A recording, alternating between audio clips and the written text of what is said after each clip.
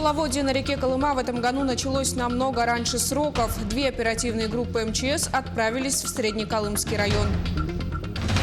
Временная комиссия Совета Федерации прибыла в Якутск. Визит начался с посещения проблемных домов. Преобразить и сохранить исторические объекты. Конкурс на лучшую стилистику территории старого города объявили в Якутске.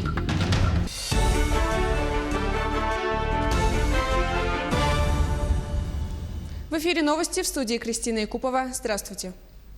В социальных сетях распространилось видео с резким прибытием паводковых вод. Как сообщают очевидцы, это островное село Кыллах Алёкнинского района. Ледоход на реке Лени проходит в штатном режиме, подтопленных населенных пунктов нет. Между тем, МЧС предупреждает о безопасности во время ледохода. Весенний паводок – опасное природное явление, выход на лед запрещен.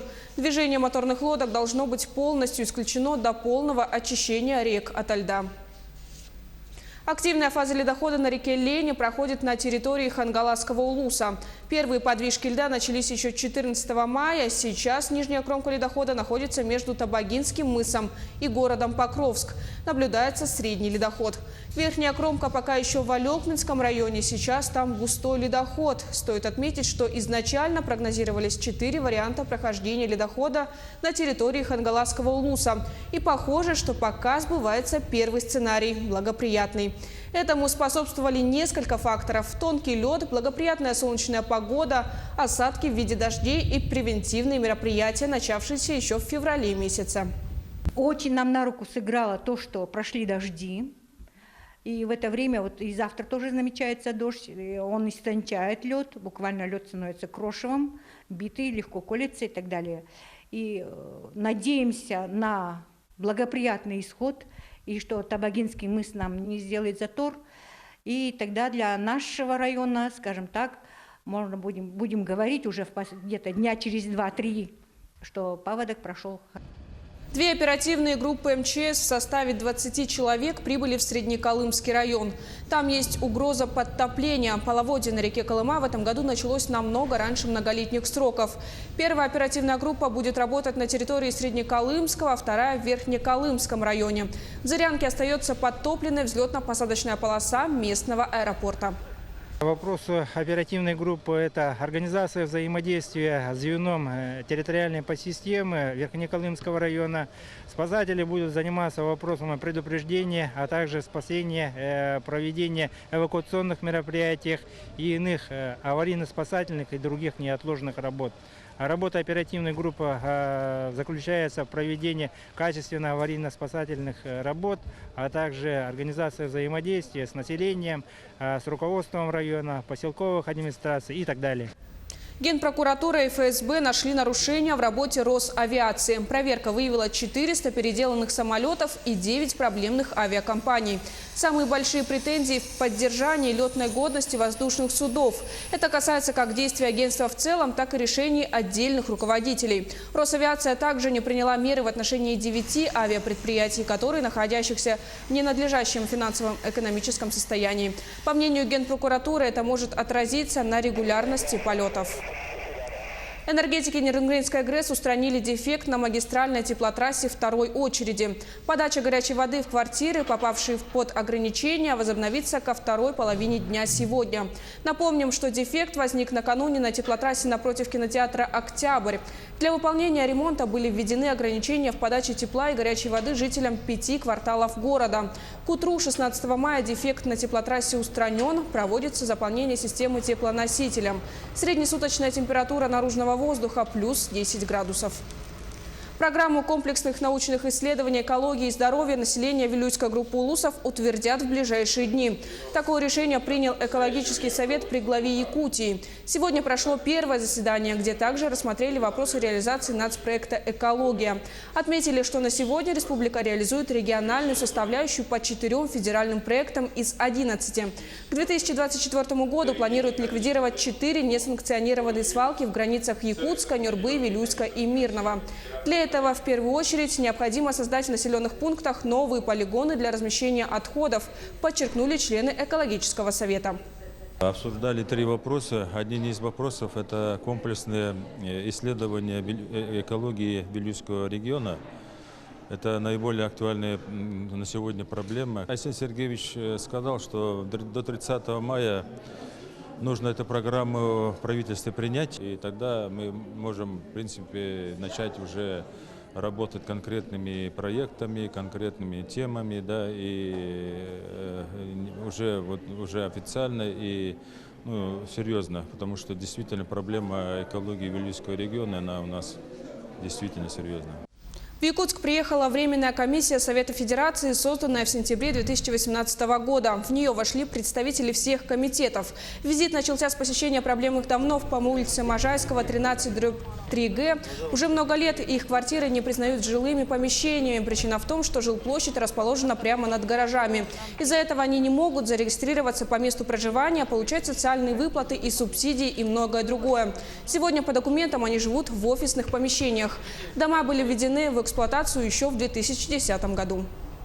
Создана межфракционная группа здесь, в Белтумене, как и в Москве в Госдуме такая есть, которая занимается этой проблемой и ищет решение этих проблем. Мы, с своей стороны, предлагаем программу, которая здесь движется в Якутии, аварийного ветхого жилья, обременить, чтобы строители, которые строят, входят в эту программу, получают деньги, выделили отчисления в пользу фонд компенсационный, который может решить эти проблемы. Конкурс на лучшую стилистику территории старого города объявили в Якутске. Перед архитекторами стоит довольно сложная задача – не просто сделать все с нуля, а преобразить и сохранить исторические объекты. О будущей туристической привлекательности старого города – сюжет Ульяны Шагиной. Сегодня Залог – самый непривлекательный район столицы. Непроходимая грязь, полуразрушенные дома и полное отсутствие благоустройства. Жители района только и ждут приятных изменений. Залог – единственное место в столице, где сегодня можно сделать историческую зону. Если объект начнет реализовываться, это будет большой шаг в сохранении исторического облика столицы. Надо сохранить вот эти исторические памятники, дома. Вы живете в доме без благоустройства, да? Без благоустройства, частный сектор. Воду сами таскаете? Да, сами таскаем. Ага. Условия как жилья? Дом как? Дом старый. А вы знаете историю вообще этого дома?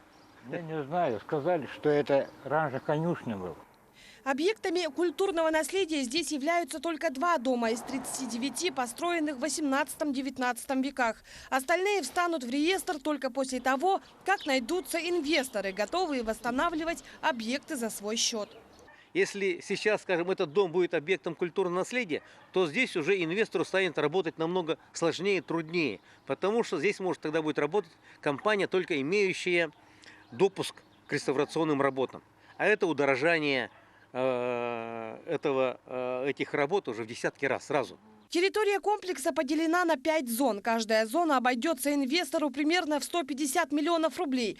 То есть потенциальный инвестор должен будет за свой счет не только выкупить объекты у собственников, но и отреставрировать их, соблюдая общую целостность проекта. Старый Залог должен быть именно старым, то есть это мы хотим максимально восстановить те дома, которые есть, по принципу на своем месте, из тех же материалов, то есть он должен сохраниться таким, как он есть.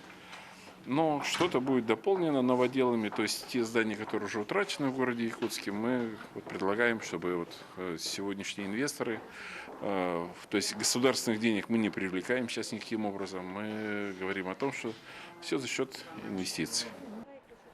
Также сегодня ведутся переговоры с собственниками зданий. Уже проведена инвентаризация по каждому участку. Ориентировочно определена стоимость каждого из них. Цены будут зависеть от разных факторов.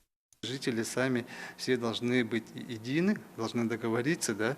Если кто предложит меньшую стоимость по этим зонам, да, тот и будет начать освоение в первую очередь.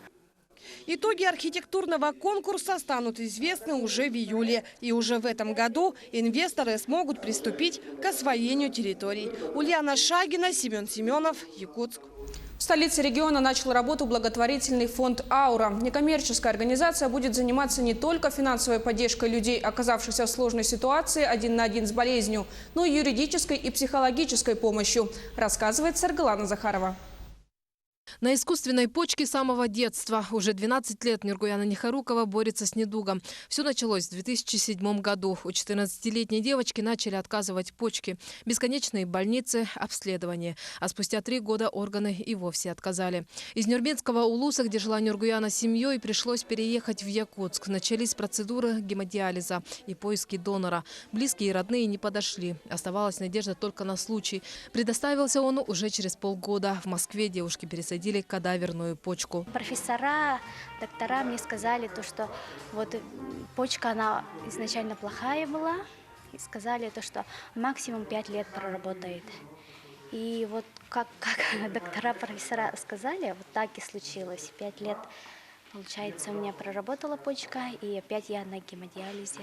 3 раза в неделю по 4 часа столько времени приходится проводить Нургуяне в зале гемодиализа. Параллельно девушка проходит необходимые процедуры, чтобы претендовать на квоту для очередной операции. Если все получится, то будет вызов в Москву, а там нужно ждать. Спасительная почка может появиться в любой момент. Однако, когда это произойдет, сказать сложно. А на все процедуры и проживание нужны финансы. Поддержать девушку решил благотворительный фонд «Аура». Нургуяна станет одной из первых, для кого организация откроет счет. Фонд планирует помогать тем, кто нуждается в дорогостоящем лечении. Помощь будет не только в сборе средств, но и в юридическом и психологическом плане. Это люди, которые, например, заболели какой-то болезнью, неизлечимой. Ну, я надеюсь, что она излечима. И люди, которые стали инвалидами по каким-то стечениям обстоятельств. И я думаю, что наша цель не просто помогать как-то финансово, а как-то поддерживать их в трудную ситуацию и морально. Один из учредителей фонда, Гаврил Чемаханов, не понаслышке знает, что такое гемодиализ и трансплантация. Внезапная болезнь не сломила мужчину. Сегодня его пример вдохновляет многих. И не только тех, кто оказался в сложной ситуации, но и остальных, кто не хотел бы остаться в стороне.